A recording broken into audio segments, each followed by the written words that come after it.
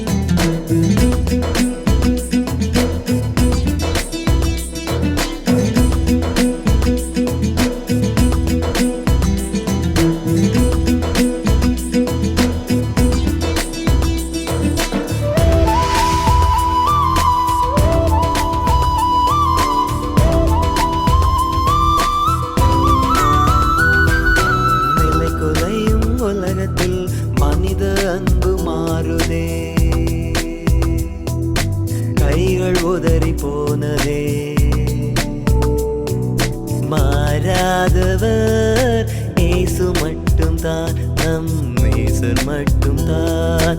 நிலை கொலையும் உலகத்தில் மனித அன்பு மாறுதே, கைகள் உதறி போகுதே. மாறாதவர் இயேசு மட்டும்தான், நம் நேசர் மட்டும்தான்.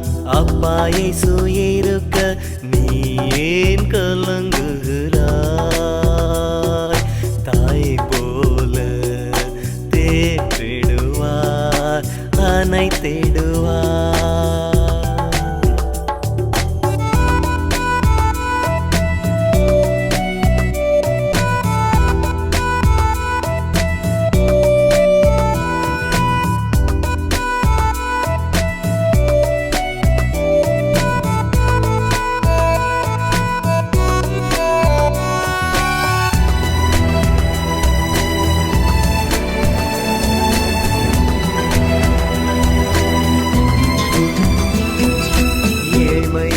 நெருக்கவே உலக நட்பு மாறவே உதவும் மனிதர் இல்லையே. கை கொடுத்தவர் இயேசு மட்டும் தான், நம் நேசர் மட்டும் தான். ஏழ்மை என்னை நெருக்கவே உலக நட்பு மாறவே உதவும் மனிதர் இல்லையே. கை கொடுத்தவர் இயேசு மட்டும் தான், நம் நேசர் மட்டும் தான். அப்பா இயேசு இருக்க நீ ஏன் கலங்குகிறாய்?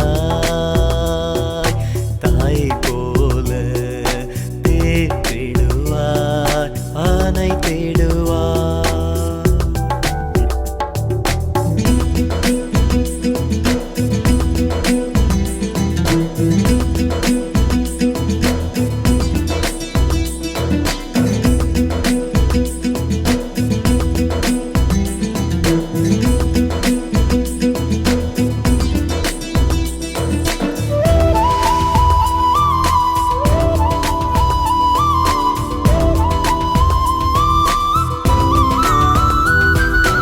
உலக இன்பம் தேடினேன், உள்ளதெல்லாம் இழந்தேன்.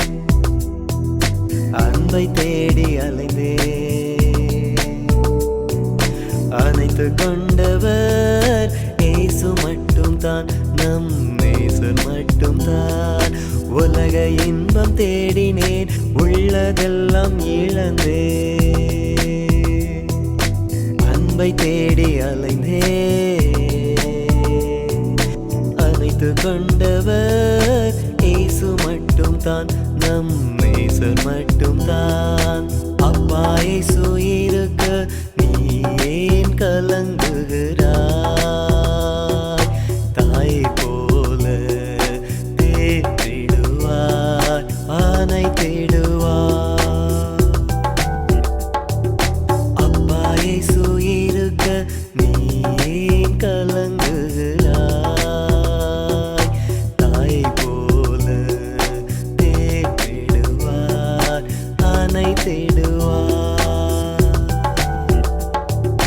தாய் போல தேற்றிடுவார், ஆனை தேடுவார். தாய் போல தேற்றிடுவார், ஆனை தேடுவார்.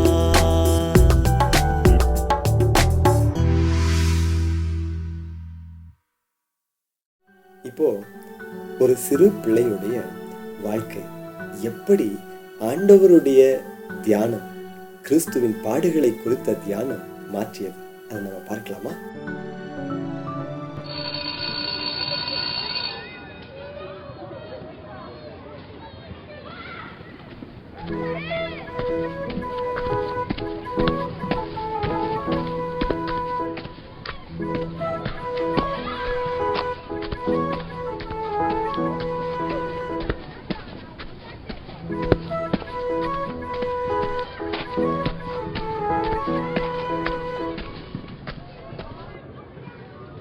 எவ்வளோ லேட்டு?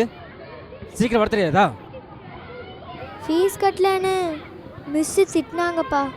சரி சரி, வா போகலாம்.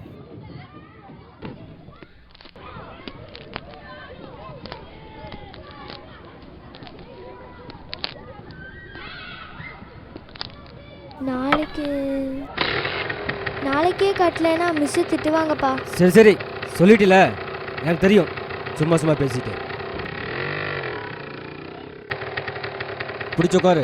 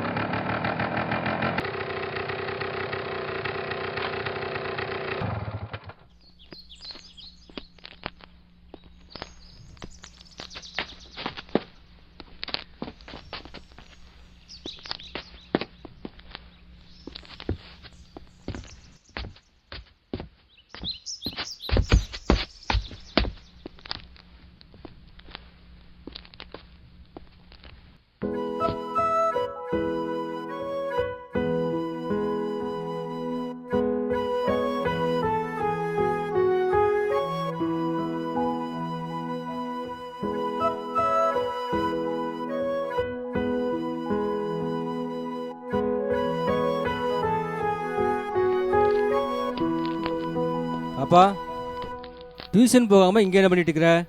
டியூஷன்லேயும் ஃபீஸ் கேட்குறாங்கப்பா. ஆமாம், நான் சம்பாதிக்கிற காசெல்லாம் உனக்கு செலவு பண்ணுறதுக்கு சரியாக இருக்குது. சும்மா காசு நான் என்ன பண்ணுறது? என்னவோ பண்ணு. சரி, பாட்டி வந்து சொல்லி நான் வெளியில் போகிறேன்.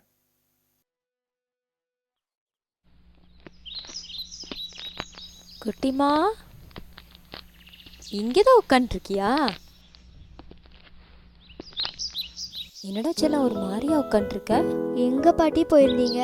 அதுவா, கடைக்கு போயிட்டு வந்தேன்டா. ஏன் அப்பா திட்டினானா? ம், நீ கவலைப்படாத செல்லம், உங்க அப்பா பத்தி தான் உனக்கு தெரியும்ல. சின்னவங்க பெரியவங்க பார்க்காம திட்டுவான். அம்மா வந்தா எல்லாம் சரியாயிடும். சரியா? அம்மா வந்தால் சரியாக போயிருமா பாட்டி? அப்படி இல்லை குட்டிமா, எப்பவுமே மற்றவங்க மாறணும்னு நினைக்கிறதுக்கு விட நம்மளே தாண்டா மாத்திக்கணும். அப்பதான் ஏசப்பா வந்து சிலுவையில் அரைஞ்சு பாடுபட்டதுக்கு ஒரு அர்த்தம் இருக்குண்டா. ஏசப்பா எதுக்கு பாட்டி கஷ்டப்படணும்?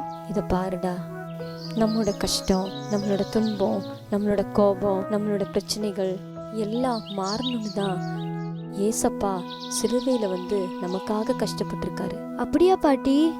ஆமா சாமி, நீ தினமும் அவரோட சிலுவை கஷ்டத்தை நினைச்சு தியானம் பண்ணும்போது நம்ம சூழ்நிலைகள்லாம் மாறும். நம்ம கஷ்டமெல்லாம் ஒரு கஷ்டமாவே தெரியாது. நிஜமாவா பாட்டி? ஆமாடி குட்டிமா, ஏசப்பாவே கஷ்டப்பட்டிருக்கிறதுனால நம்மள மாதிரி கஷ்டப்படுறவங்க எல்லாத்துக்குமே அவர் வந்து உதவி கண்டிப்பா செய்வார்.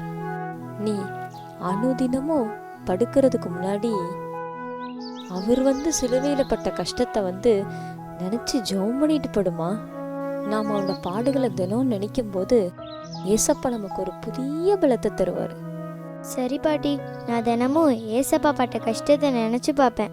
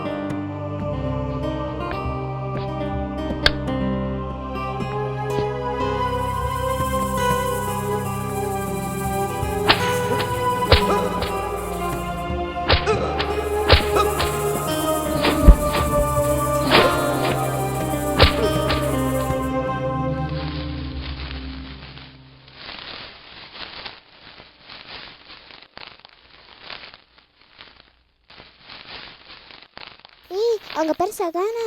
ஆமால, ஆச்சரியமா இருக்குது. என்ன சகானா இந்த பக்கம்? ஏன்பா, நான் உங்க கூட விளையாடக்கூடாதா? இல்ல, நாங்கெல்லாம் உன்னை விளையாட்டுக்கு தான் சேர்த்திக்கிறோம். நீ தான் வரவே மாட்டேற, எப்போ பார்த்தாலும் உம்முன்னு உட்காந்துக்கிற. இல்ல, ஆனா இப்போ சகானா ரொம்ப சந்தோஷமா இருக்காளே. உட்கார் சகானா. ஆமா, நீ ஏன் இவ்ளோ சந்தோஷமா இருக்க? உங்க அப்பா உன்னை திட்டுறதே இல்லையா இப்பெல்லாம்? உங்க அம்மாவும் உங்க அப்பாவும் சண்டை போட்டாங்களே, திரும்பவும் உங்க அம்மா வந்துட்டாங்களா? சேச்சே, இப்போ கூடி எங்க அப்பா திட்டுறாங்க, எங்க அம்மா கூடி இன்னும் வரவே இல்லை. அப்புறம் எப்படி நீ இவ்ளோ சந்தோஷமா இருக்க?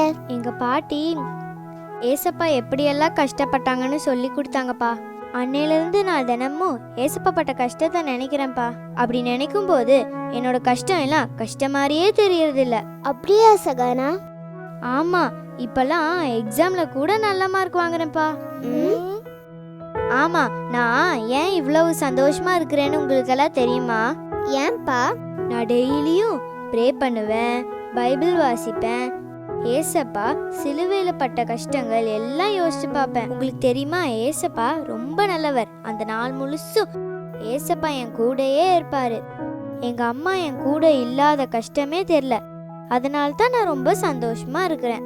அப்படியா? அப்ப ஏசப்பா இப்பவும் நம்ம கூட இருக்கிறாரா? இருக்காருப்பா. நினைச்சாலே எவ்வளவு சந்தோஷமா இருக்கு. குட்டிமா, பாட்டி, உங்க அம்மா வந்திருக்காங்க பாரு. அம்மா வந்திருக்காங்களா பாட்டி? ஆமாடா கண்ணு. ஓகே, பாய். பாய்.